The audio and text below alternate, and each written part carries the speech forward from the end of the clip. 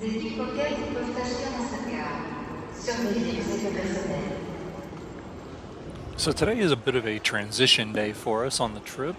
We do have a couple of reservations in Paris for both the Opera House and the Museum d'Orsay.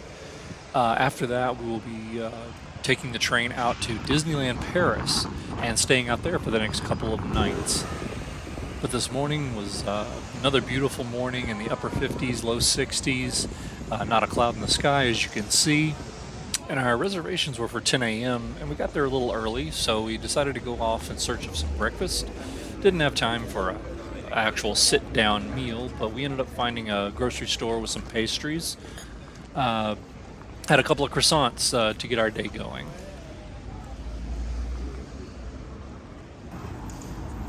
I stumbled across the Paris Olympic Hall, which I didn't expect to see, which is just a famous venue where bands and artists have been playing for decades. Voilà, j'aime bien ces accès là, un peu voiture. Ouais. Tu rentres dans une belle berline là, tu arrives là, tu sors en mode James Bond, petit smoking. Ouais. Ah, excuse-moi.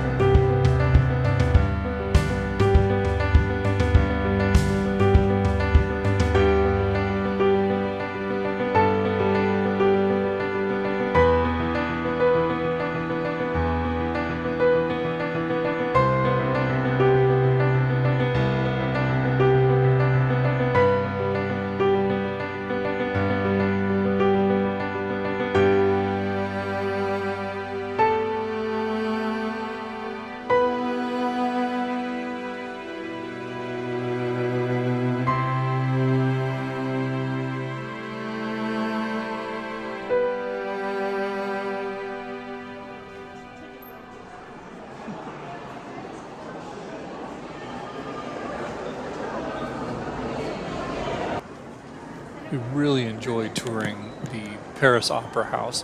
It was more beautiful and majestic than I even imagined it could be. I highly recommend that you take this tour. We did have a guided tour, and they let you in on a lot of sort of behind the scenes stuff that you wouldn't get otherwise. Highly recommend it. Definitely a highlight of our trip.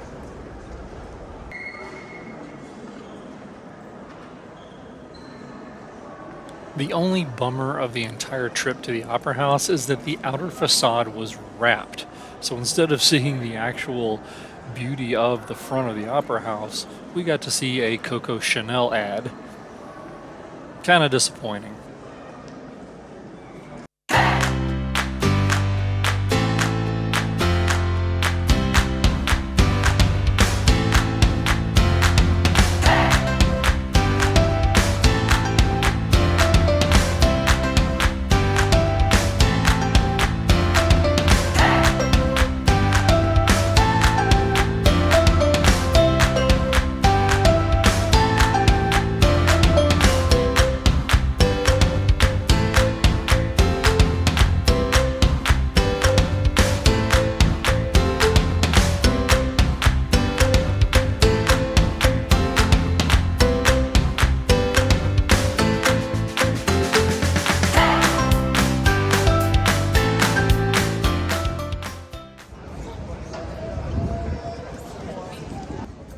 In the course of planning our trip, we chose not to go to the Louvre, but instead chose the Museum d'Orsay because the lines at the Louvre we heard can run 2 and 3 hours long just to get inside.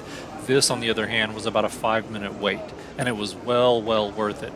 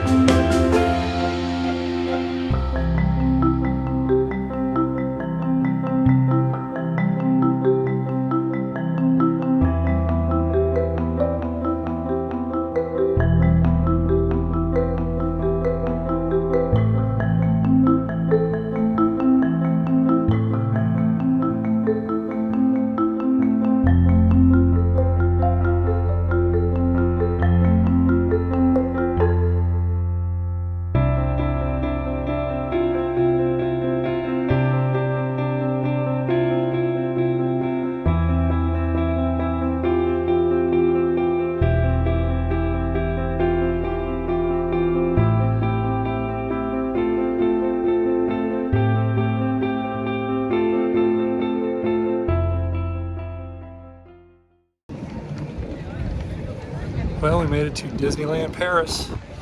Just got off the train, about a 45-minute ride or so from where we got on in center of Paris at Gare du Nord.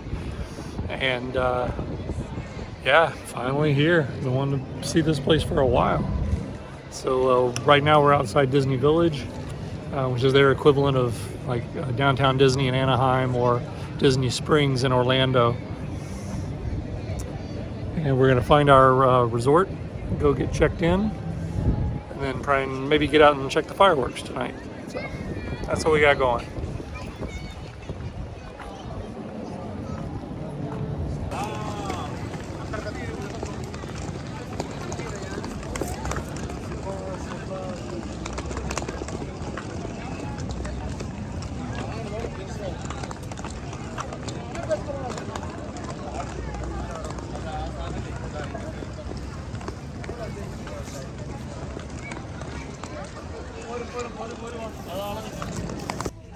Our accommodations for the next 2 nights while we're at Disneyland Paris is the Hotel Santa Fe, one of the Disney resorts. It's designed like an old American drive-in theater, and I would say it's about the same level as, say, an all-star resort, all-star movies, all-star sports, etc. back in Orlando. We had it's a very clean property. It's really, really nice. The theming is American Southwest, so it has a very much a New Mexico, Arizona vibe, as you can see here. But really enjoyed it. It was a nice big room, especially compared to the tiny little room we've been staying in Paris. It was nice to spread out a little bit, and really, really enjoyed the layout of the place.